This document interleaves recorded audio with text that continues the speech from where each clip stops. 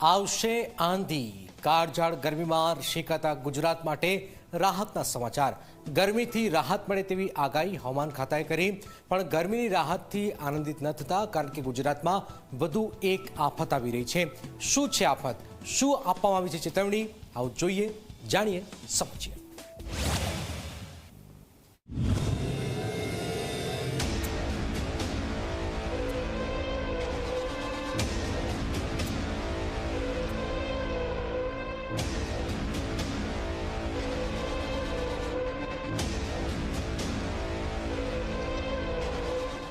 ગુજરાત કાળઝાળ ગરમીના કહેરમાં દાઝી રહ્યું છે। હવે ગરમીથી થોડી રાહતની આશા છે, પણ એની સાથે આવી રહી છે ધૂળની ડમરીઓ અને ભયંકર આંધીની આફત।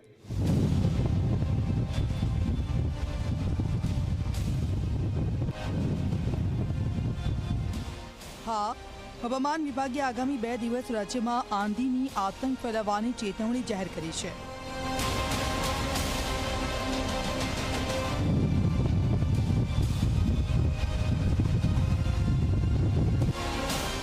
अभी जो रिलाइड है, अभी हीट वेव आया नहीं है कहीं पे, कल कहीं पे रिलाइज नहीं हुआ। जो नेक्स्ट 7 डेज़ का फोरकास्ट है उसमें हमने अभी हीट वेव फिलहाल उम्मीद नहीं है 7 दिन तक। और जो डे 1 और डे 2 में थोड़ा सा डस्ट रेजिंग विंड्स की थोड़ी संभावना है, ज़्यादातर खास करके कच्छ में और सौराष्ट्र में भी। और डे 2 में थोड़ा सा साउथ गुजरात रीजन तक एक्सटेंड करेगा। थोड़ा धूल उड़ाती हवाएं हैं।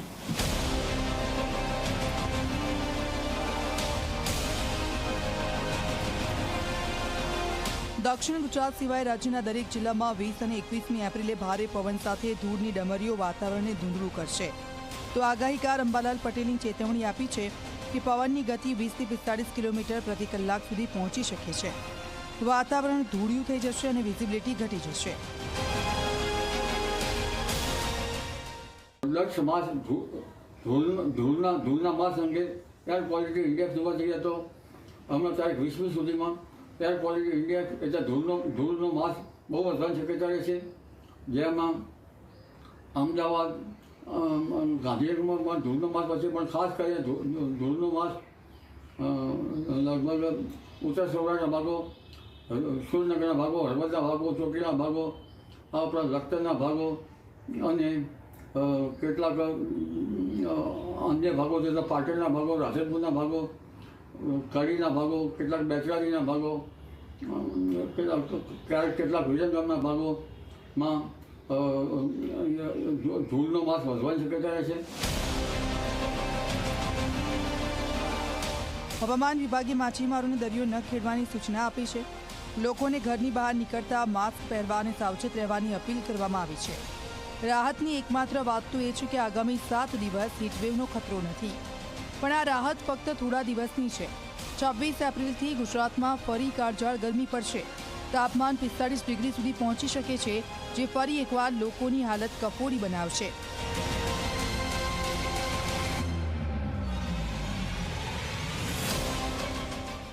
તારીખ 26 માર્ચ ગરમી વધશે। એપ્રિલ માસમાં ગરમીમાં વધઘટ થવાની શક્યતા રહે છે। તારીખ 30 સુધીમાં પુનઃ માત્ર મુખ્ય મધ્ય ગુજરાતના ભાગમાં 44-45 ડિગ્રી સેલ્સિયસ જેવું થઈ જવાની શક્યતા રહે। ઉત્તર ગુજરાતના ભાગમાં 43-44 ડિગ્રી સેલ્સિયસ જેવું થવાની શક્યતા રહે।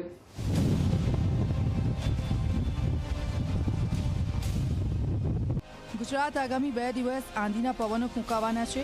ગરમીની રાહતથી લોકોમાં આનંદ હતો, પણ આંધીની આફતથી નિરાશા વ્યાપી છે। Bureau report, Zee media.